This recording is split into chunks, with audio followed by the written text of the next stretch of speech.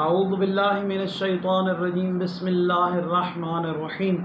اگر کوئی انسان اپنی خاص حاجت رکھتا ہے اور وہ چاہتا ہے کہ میری یہ حاجت پوری ہو جائے تو اسے نماز حضرت فاطمہ زہرا سلام اللہ علیہا بجا لانی چاہیے۔ یہ وہ 2 رکعت نماز ہے جو جناب فاطمہ زہرا سلام اللہ علیہا کو جناب جبرائیل نے تعلیم دی تھی۔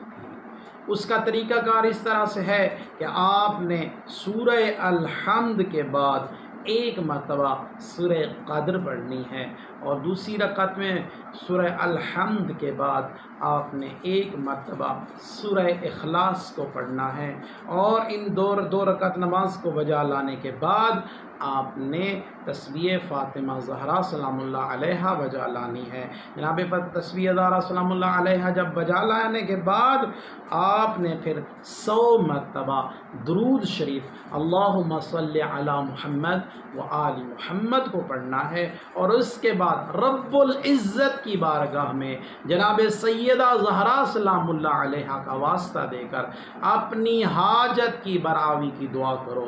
اللہ کی ذات کبھی بھی آپ کی دعا کو رد نہیں فرمائے گا، بلکہ آپ کی دعا کو مستجاب فرمائے گا اور آپ کی ہر حاجت کو پورا کرے گا۔